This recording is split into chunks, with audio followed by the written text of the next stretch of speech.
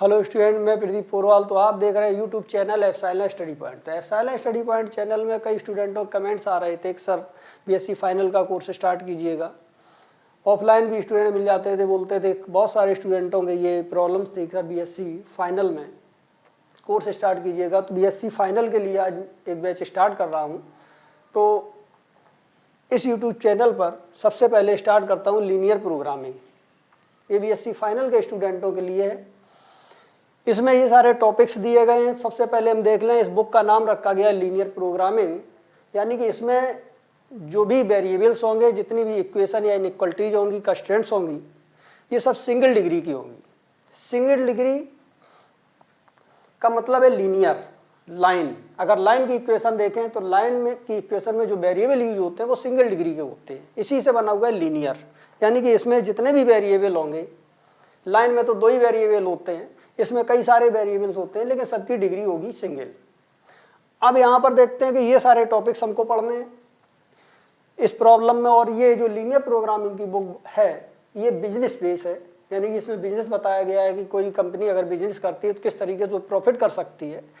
तो ये बताया गया अगर कोई पेशेंट बीमार भी है तो उसको डॉक्टर के पास जाना है तो डॉक्टर बता देता है कि तुमको ये खाना है और ये दवाएं लेनी है, तो किस तरीके से वो दवा परचेज करे या जो उसको खाना है वो फूड परचेज करे कि कम से कम उसको चार्ज खर्च करना पड़े। तो ये बताया गया है। तो इसमें चलते हैं। पहला टॉपिक है लीनियर प्रोग्रामिंग प्रॉब्लम। तो ये प्रॉब्लम बनाई कैसे जाती है? जैसे कोई कंपनी यहाँ पर कोई प्रोडक्ट बना रही है तो उस प्रोडक्ट में कंपनी की कुछ लिमिटेशंस होती हैं कि इतना टाइम है कंपनी के पास में और उसी समय में ये हमको प्रॉब्लम बनानी है, यानी जो भी प्रोडक्ट बनना है वो उसी में समय में तैयार हो जाए। और इसके बाद कंपनी के पास जो भी प्रोडक्ट बनाना है इसको तो किस मटेरियल से बनेगा, ये मटेरियल्स दिया है कि इतने मटेरियल्स में ही बनाना है।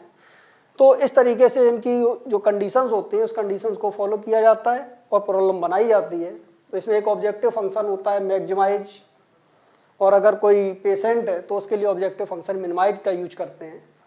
तो इस तरीके से फिर इसको सॉल्व करते हैं। सॉल्व करने की बहुत सारे मेथड है। तो इस लीनियर प्रोग्रामिंग प्रॉब्लम में मेथड है ग्राफिकल मेथड। फिर आगे चलते हैं, उसी प्रॉब्लम को हम सॉल्व कर सकते हैं सिंप्लेक्स मेथड से भी। फिर इसमें बिग एम मेथड भी है, सिंप्लेक्स मेथड में पढ़ते हैं, बिग एम मेथड भी पढ़ेंगे। आगे आता है रिजोल्यूशन ऑफ डिजनरेसी। इसमें बेसिक वेरिएबल 0 हो जाता है। अब डिटेल में बताएंगे, चैप्टर पढ़ाएंगे तो हम आपको डिटेल में बताएंगे कि क्या है ये बेसिक वेरिएबल। तो रिजोल्यूशन डिजनरेसी में बेसिक वेरिएबल 0 हो जाता है। फिर इसको सॉल्व करते हैं। मेथड यही है सिंप्लेक्स मेथड से। इसके बाद आता है डुअलिटी। उस प्रॉब्लम को हम डुअलिटी से भी सॉल्व कर सकते हैं।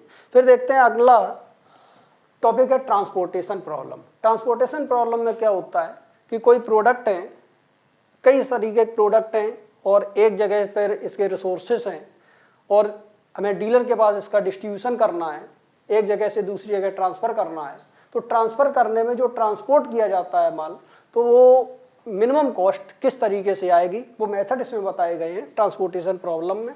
इसके बाद अगला टॉपिक है असाइनमेंट प्रॉब्लम। असाइनमेंट प्रॉब्लम में नंबर ऑफ जॉब्स जितने होते हैं उतने ही नंबर ऑफ व्यक्ति होते हैं। जितने जॉब होंगे उतने ही पर्सन होंगे। हर पर्सन केवल एक ही जॉब को करेगा, लेकिन जितने भी पर्सन हैं वो सभी जॉब को जानते हैं। कौन सा पर्सन किस जॉब को करेगा कि टोटल कॉस्ट मिनिमम आए, ये असाइनमेंट प्रॉब्लम में बताया जाता है। इसके बाद चलते हैं रिवाइज सिंप्लेक्स मेथड पढ़ेंगे।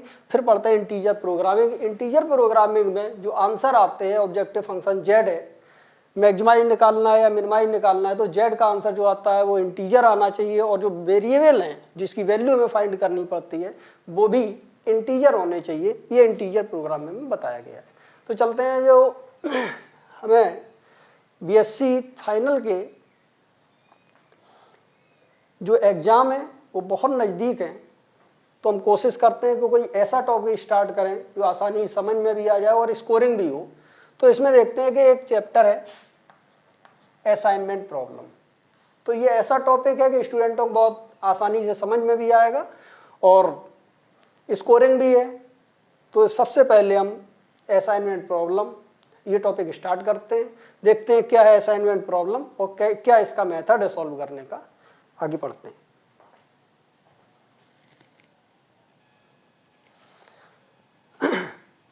तो अगला टॉपिक जो स्टार्ट कर रहे हैं वो है असाइनमेंट प्रॉब्लम। तो असाइनमेंट प्रॉब्लम सबसे पहले ये समझ लें असाइनमेंट प्रॉब्लम होती क्या है।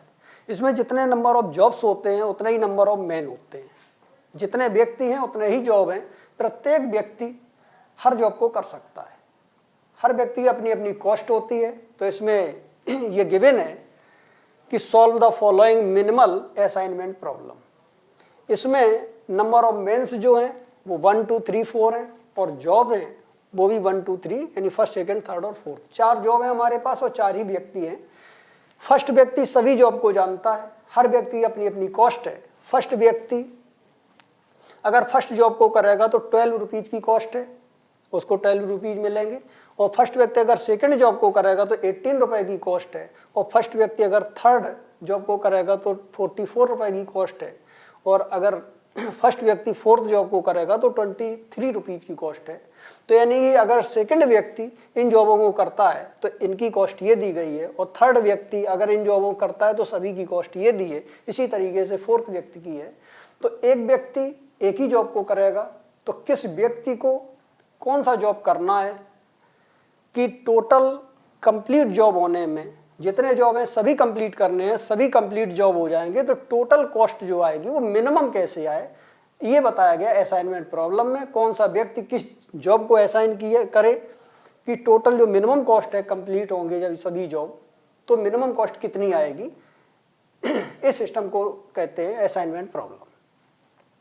तो इसका एक रूल है, उस रूल से अगर चलेंगे तो टोटल कॉस्ट मिनिमम ही आनी है। तो वो रूल क्या है, सबसे पहले देखते हैं यहाँ पर फर्स्ट रो में सबसे पहले देखते हैं मिनिमम कॉस्ट कितनी है। फर्स्ट रो में मिनिमम कॉस्ट है 15। तो इसी रो से हम इस 15 के हर नंबर 12 तो मिनिमम कॉस्ट है इस रो में 12। तो 12 को इस रो के प्रत्येक एलिमेंट से सब्ट्रैक्ट करेंगे, यानी 12 से 12 सब्ट्रैक्ट करेंगे तो 0 आएगा।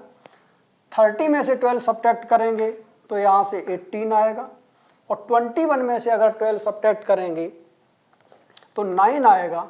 और 15 में से 12 सब्ट्रैक्ट करेंगे तो 3 आएगा। इसी तरीके से यहाँ पर देखते हैं सेकंड रो में देखते हैं मिनिमम कॉस्ट कितनी है तो 9 है। 9 को इसी रो के हर एलिमेंट से सब्ट्रैक्ट करना है। तो 9 को जब सब्ट्रैक्ट करेंगे 18 में से तो 9 आएगा। 9 को हम 33 से सब्ट्रैक्ट करेंगे तो 24 आएगा। और 9 से 9 सब्ट्रैक्ट करेंगे तो 0 आएगा। और 9 को 31 में से सब्ट्रैक्ट करेंगे तो यहाँ से 22 आएगा। इसी तरीके से हम थर्ड रो को देखते हैं। थर्ड रो में सबसे मिनिमम एलिमेंट 21 है। तो 21 को सभी से सब्ट्रैक्ट करते हैं तो यानी कि यहाँ से आ जाएगा 23 और यहाँ पर 4 आ जाएगा। और यहाँ से 21 सब्ट्रैक्ट करेंगे 24 से तो 3 आ जाएगा। और 21 में से 21 सब्ट्रैक्ट करेंगे तो 0 आ जाएगा। इसी तरीके से देखते हैं इसमें यहाँ पर मिनिमम कॉस्ट फोर्थ रो में 14 है। तो 14 नंबर को सभी से सब्ट्रैक्ट करना है। तो यहाँ से सब्ट्रैक्ट करेंगे तो यहाँ से मिल जाएगा 9। और 30 में से 14 सब्ट्रैक्ट होगा तो मिल जाएगा यहाँ पर 16। और 28 में से 14 सब्ट्रैक्ट होगा तो 14 मिलेगा। और 14 में से 14 सब्ट्रैक्ट होगा तो 0 मिलेगा। अगला प्रोसेस देखते हैं क्या है। तो फर्स्ट स्टेप जो था वो प्रत्येक रो से मिनिमम नंबर उसी रो में सब्ट्रैक्ट करना है। तो इस टेबल को आया। अब अगली टेबल चलते हैं तो इसमें देखते हैं कॉलम वाइज। यही प्रोसेस हमको कॉलम वाइज करना है। तो फर्स्ट कॉलम में जो सबसे मिनिमम नंबर होगा वो हम पूरे हर नंबर से सब्ट्रैक्ट करेंगे। तो मिनिमम नंबर 0 है तो 0 को सबसे सब्ट्रैक्ट करते हैं तो यहाँ पर 0 आएगा। 9 में से 0 सब्ट्रैक्ट होगा तो 9 आएगा। 23 में से 0 सब्ट्रैक्ट होगा तो 23 आ जाएगा। और 9 में से 0 सब्ट्रैक्ट होगा तो 9 आएगा। सेकंड कॉलम का सबसे मिनिमम नंबर देखते हैं तो 4 है। 4 को सभी सब्ट्रैक्ट करेंगे तो यहाँ से 14 आ जाएगा। यहाँ से 20 आ जाएगा तो ये 20 लिख दिया। और यहाँ पर 0 आ जाएगा। 4 में से 4 और 16 में से 4 सब्ट्रैक्ट करेंगे तो 12 आ जाएगा। तो थर्ड यहाँ पर देखते हैं थर्ड कॉलम को। इसमें मिनिमम नंबर 0 है तो 0 को सभी कॉस्ट से सब्ट्रैक्ट करेंगे तो 9 में से 0 आ जाएगा तो 9 आएगा। और 0 में से 0 सब्ट्रैक्ट होगा तो 0 आएगा। 3 में से 0 सब्ट्रैक्ट होगा तो 3 आएगा। और 14 में से 0 सब्ट्रैक्ट होगा तो 14 आएगा। इसके बाद देखते हैं फोर्थ कॉलम में मिनिमम नंबर 0 है तो 0 को सभी सब्ट्रैक्ट करते हैं तो 3 22 तो यहाँ पर आ जाएगा 3, यहाँ पर 22, ये 0 आ जाएगा और यहाँ पर भी 0 आ जाएगा। अब इस टेबल में ही हम वर्किंग कर सकते हैं, लेकिन थोड़ा समझ में जल्दी से आ जाए स्टूडेंटों को, इसलिए हम इस टेबल में इन नंबरों को दोबारा लिखते हैं और एक नई वर्किंग करते हैं, देखते हैं क्या है। तो इस नंबर को यहाँ पर लिखा 0, यहाँ पर आ जाएगा 14, यहाँ पर आ जाएगा 9, 9 के बाद यहाँ पर 3, फिर यहाँ पर लिखा हुआ है 9, 20, 0, 22, तो यानी कि ये वैल्यू आ जाएगी 22। इसके बाद यहाँ पर लिखते हैं 23, तो ये वैल्यू 23 है, यहाँ पर 0 आ जाएगा। इसके बाद ये 3 नंबर आया, यहाँ पर 0 आ गया। इसके बाद देखते हैं 9 है, ये 12 है, तो यहाँ पर लिखते हैं 9 और इसको यहाँ पर 12, 12 के बाद यहाँ पर 14 आ जाएगा, 14 के बाद 0 आ जाएगा। अब वर्किंग स्टार्ट करते हैं। अगला स्टेप क्या है इसका? अगले स्टेप में हम रो को देखते हैं। सबसे पहले फर्स्ट रो को देखेंगे, फिर सेकंड रो को देखेंगे, थर्ड रो को, फिर फोर्थ रो को। प्रत्येक रो में हम सिंगल जीरो देखते हैं, सिंगल जीरो। अगर कहीं पर भी डबल जीरो मिलता है तो उस रो से अभी हमें कोई वर्किंग नहीं करेंगे उसमें। सबसे पहले हम फर्स्ट रो में देखते हैं कि सिंगल जीरो है कि नहीं। तो फर्स्ट रो में सिंगल जीरो आया। सिंगल जीरो अगर हम देखते हैं फर्स्ट रो में जहां कहीं भी मिलेगा उसको हम इनक्लोज करेंगे, फिर उसी जीरो के सामने वाला कॉलम देखेंगे पूरा, ये जितने भी जीरो मिलते हैं सभी जीरो को कट कर देंगे। ये प्रोसेस है, डबल जीरो से कोई मतलब नहीं। तो यहाँ पर देखते हैं फर्स्ट रो में सिंगल जीरो मिला, सिंगल जीरो को इनक्लोज किया। तो इसके बाद इसी कॉलम में देखते हैं जितने भी जीरो होंगे उनको कट करेंगे, लेकिन कोई नहीं है। सेकंड रो पे आए, सेकंड रो में देखते हैं सिंगल जीरो, तो सिंगल जीरो यहाँ पर मिलता है, इसको इनक्लोज करते हैं। फिर इसी जीरो के सामने वाला कॉलम देखते हैं, कोई भी जीरो अगर मिलेगा उसको कट करेंगे, कहीं पर भी नहीं है। थर्ड पर आते हैं, थर्ड में देखते हैं डबल जीरो है, एक जीरो यहाँ पर मिलता है और एक जीरो यहाँ पर मिलता है, तो इस रो से कोई वर्किंग नहीं होगी अभी। अब फोर्थ पर चलते हैं। फोर्थ रो में देखते हैं सिंगल जीरो ये मिला, इस सिंगल जीरो को हम इनक्लोज करेंगे और इस पूरे कॉलम को देखेंगे, कहीं पर भी जीरो आएगा कट कर देंगे। तो यहाँ पर जीरो ये सामने मिला, इसको हमने कट कर दिया। और ये प्रोसेस तब तक वर्किंग करेंगे जब तक कि कोई फ्री जीरो ना बचे। लेकिन फोर्थ रो के बाद अब हम रो को दोबारा नहीं देखना है, हमको चलना है कॉलम वाइज। जब रो कंप्लीट हो जाते हैं फिर रो पर दोबारा नहीं चलना पड़ता है, फिर कॉलम पर चलना पड़ता है। कॉलम कंप्लीट होने के बाद में फिर अगर फ्री जीरो बचते हैं तो फिर हम रो पर चलते हैं, कॉलम से कोई मतलब नहीं। यानी कि अल्टरनेट, पहले रो चलेंगे फिर कॉलम चलेंगे। तो यहाँ पर देखते हैं रो, फोर्थ रो होने के बाद अब फर्स्ट कॉलम को देखते हैं, क्योंकि अभी फ्री जीरो एक बचा हुआ है। तो हम फर्स्ट कॉलम को देखते हैं। फर्स्ट कॉलम देखेंगे, इसमें इनक्लोज जीरो है तो इसमें कोई वर्किंग नहीं होगी। सेकंड कॉलम को देखते हैं, तो सेकंड कॉलम में जो जीरो आया है इसको इनक्लोज करेंगे। जब हम कॉलम वाइज देखते हैं तो कॉलम को जब हम देखते हैं तो जो भी जीरो मिलेगा सिंगल उसको इनक्लोज करेंगे और इसके सामने हम पूरा रो देखेंगे। इस रो में जितने भी जीरो एक्स्ट्रा हमको मिल जाएंगे उन सभी जीरो को कट करना है। तो यहाँ पर सिंगल जीरो मिला, इसके सामने देखा कोई भी जीरो नहीं है, पहले से है वो ऑलरेडी कटा हुआ है। इसके बाद हम देखते हैं कोई भी फ्री जीरो नहीं बचा है, तो यही प्रोसेस बंद हो जाएगा। अब यहाँ पर देखते हैं कि जितने मेन थे और जितने जॉब थे उतने ही हमको इनक्लोज जीरो मिलने चाहिए। तो देखते हैं उतने ही इनक्लोज जीरो हैं, 1, 2, 3 और 4।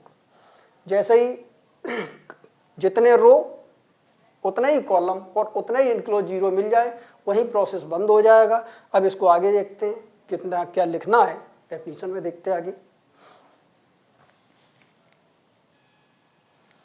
तो अब यहाँ पर ये कंप्लीट हो गया कि जो फर्स्ट जॉब है वो पहला व्यक्ति करेगा, सेकंड जॉब को थर्ड व्यक्ति करेगा और थर्ड जॉब को चौथा व्यक्ति सेकंड व्यक्ति करेगा और फोर्थ जॉब को फोर्थ व्यक्ति करेगा।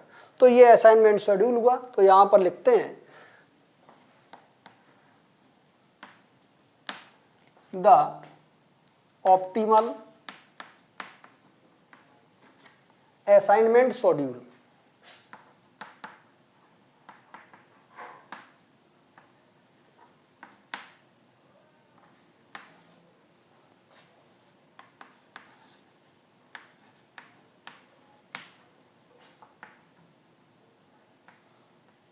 The optimal assignment schedule Z. तो यहां पर मिला फर्स्ट का कॉम्बिनेशन 1 से है, यानी कि यहाँ पर लिखते हैं फर्स्ट का कॉम्बिनेशन 1 से है, सेकंड का कॉम्बिनेशन यहाँ पर देखते हैं थर्ड से है,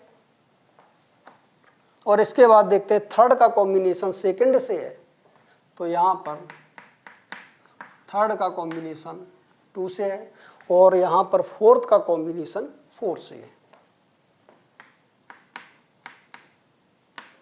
यहाँ पर यह आया। अब देखते हैं मिनिमम कॉस्ट कैसे निकालते हैं। तो इस असाइनमेंट शेड्यूल से टोटल मिनिमम कॉस्ट, तो यहाँ पर आते हैं टोटल मिनिमम कॉस्ट,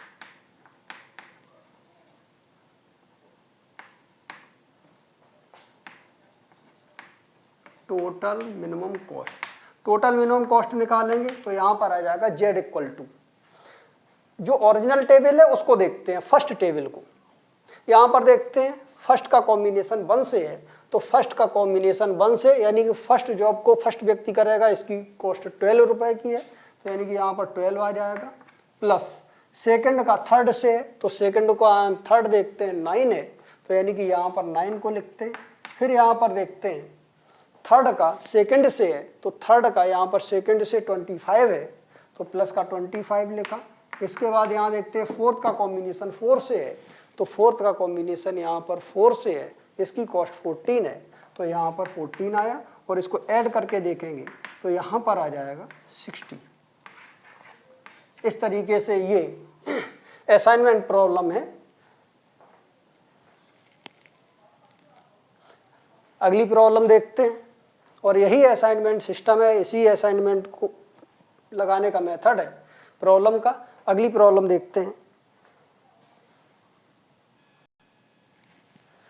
तो अगला क्वेश्चन देखते हैं, solve the minimum assignment problem. Minimal assignment problem को सॉल्व करना है इसे।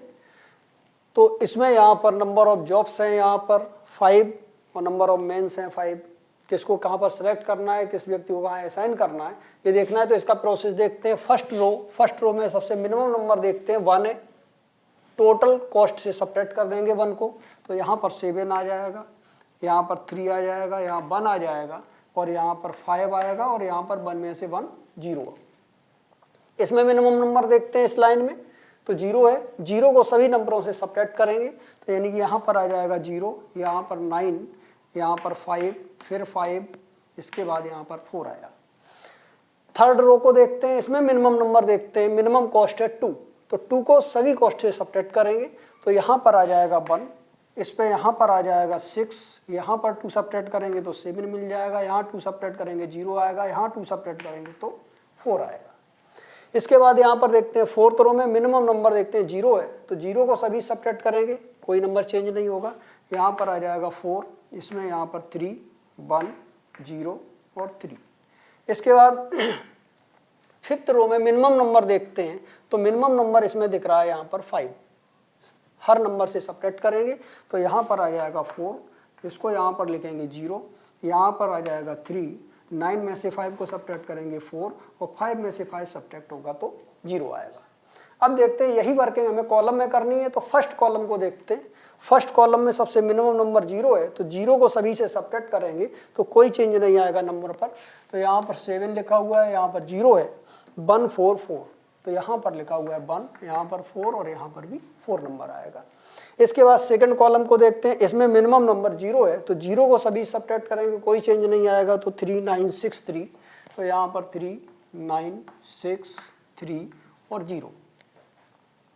इस लाइन में सबसे मिनिमम नंबर देखते हैं थर्ड कॉलम में, तो मिनिमम नंबर 1 है, तो 1 को सबसे सब्ट्रैक्ट करेंगे, तो यहाँ से आ जाएगा 0 4 6, तो यहाँ पर आ जाएगा 0 4 6 0, और 1 यहाँ से सब्ट्रैक्ट होगा तो 2 आएगा। इसके बाद देखते हैं फोर्थ कॉलम में मिनिमम नंबर 0 है, तो 0 को सब्ट्रैक्ट करेंगे, कोई चेंज नहीं आएगा, तो 5 5 0 0 4, तो यहाँ पर आ जाएगा 5 5 0 0 और 4। फिफ्थ कॉलम को देखते हैं, फिफ्थ कॉलम में मिनिमम नंबर 0 है, तो सबसे सब्ट्रैक्ट करेंगे, कोई चेंज नहीं आएगा, 0 4 4 3, तो 0 4 4 3, और फिर यहाँ पर 0 आएगा। अगली वर्किंग देखते हैं यहाँ पर, तो इस टेबल में इन्हीं नंबरों को लिखते हैं। अगर यहाँ पर वर्किंग करेंगे तो थोड़ा यहाँ पर समझ में ज़्यादा आ जाएगा, तो यहाँ पर देखते हैं तो लिखा हुआ है यहाँ पर 7, फिर यहाँ पर 3, फिर यहाँ पर 0, 5 और यहाँ पर 0। इसके बाद यहाँ पर आता है 09454, तो 09 और यहाँ पर 5, 094, 094, फिर यहाँ पर लिखा है 5, 4। अगला यहाँ पर देखते हैं 16604, तो 16604। अगला देखते हैं डी 43003, 43003। इसके बाद 4024, 4024 और 0। इसमें अब यहाँ पर देखते हैं सबसे पहले रो, फर्स्ट रो को देखते हैं और सिंगल जीरो देखना है। डबल जीरो या दो से अधिक जीरो मिलते हैं तो उस रो में कोई वर्किंग नहीं करनी है। तो पहले हम फर्स्ट रो को देखते हैं। सिंगल जीरो, यहाँ पर डबल जीरो आया, एक ये जीरो है और एक ये जीरो, इससे कोई यहाँ पर वर्किंग नहीं होगी। सेकंड पर आएंगे तो सेकंड पे यहाँ पर देखते हैं सेकंड रो में सिंगल जीरो मिलता है, तो सिंगल जीरो इस रो में मिलेगा। तो जिस रो को देखते हैं सिंगल जीरो मिला तो इस जीरो को इनक्लोज करेंगे और सामने देखेंगे उसी कॉलम में जितने भी जीरो मिलेंगे सभी जीरो को कट करना है। तो यहाँ पर देखते हैं सिंगल जीरो मिलता है, इसको इनक्लोज किया। इनक्लोज करने के बाद पूरा सामने देखते हैं, कॉलम में कोई भी जीरो नहीं है, इसलिए आगे चलते हैं।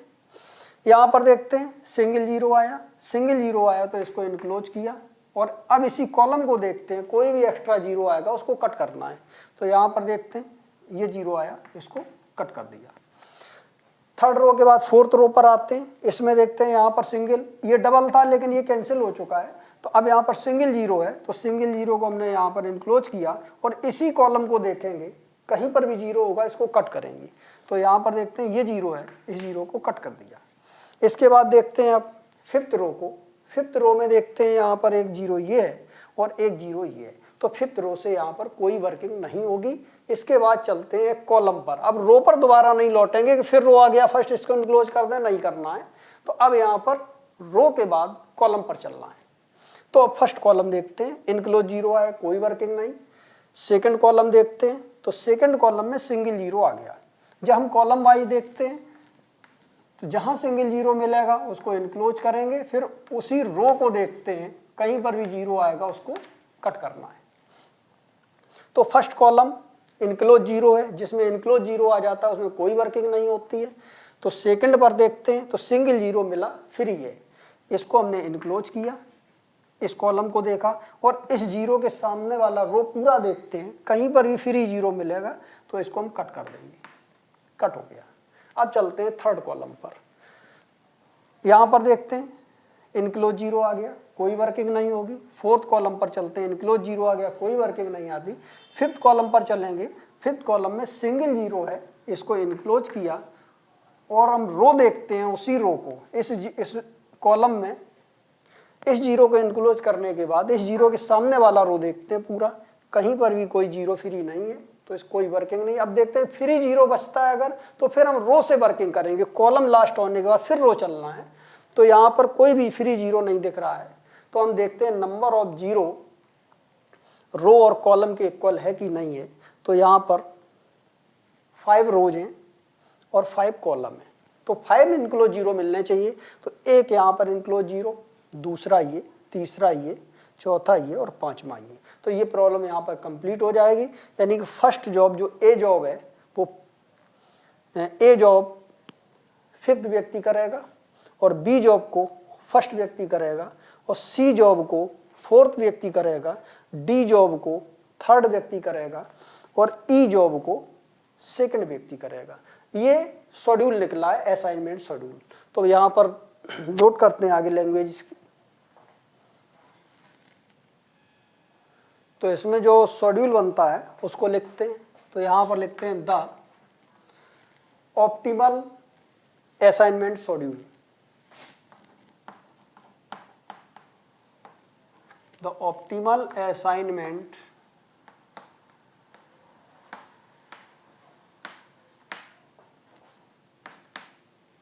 शेड्यूल।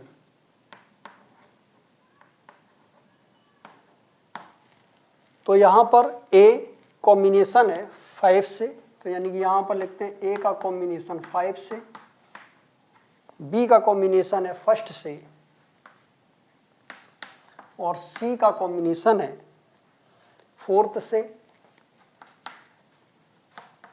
डी का कॉम्बिनेशन है थर्ड से, और यहाँ पर देखते हैं ई का जो कॉम्बिनेशन है वो सेकंड से।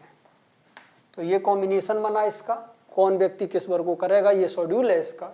अब इसमें मिनिमम कॉस्ट कितनी आती है इस शेड्यूल से, उसको देखते हैं। तो यहाँ पर लिखते हैं द टोटल मिनिमम कॉस्ट,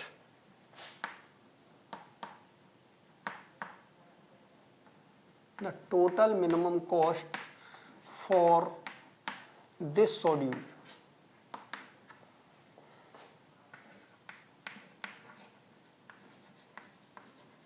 इस शेड्यूल की टोटल मिनिमम कॉस्ट कितनी होगी, वो यहां पर लिखते हैं z इक्वल टू,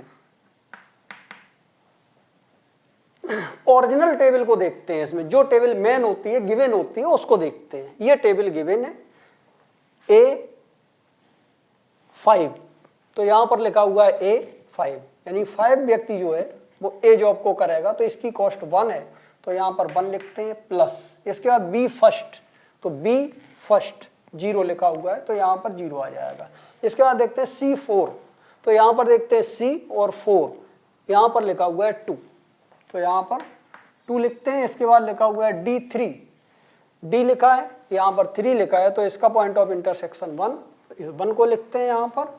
और इसके बाद यहाँ पर लिखते हैं E2, तो E जो जॉब है वो सेकंड व्यक्ति करेगा, तो यहाँ पर लिखा हुआ है 5, E2 5, तो यहाँ पर आया +5, और इसको ऐड करते हैं तो 5 to 7 1819, तो यानी कि यहाँ पर टोटल जो मिनिमम कॉस्ट है वो 9 रुपीज की आएगी। तो ये असाइनमेंट प्रॉब्लम है।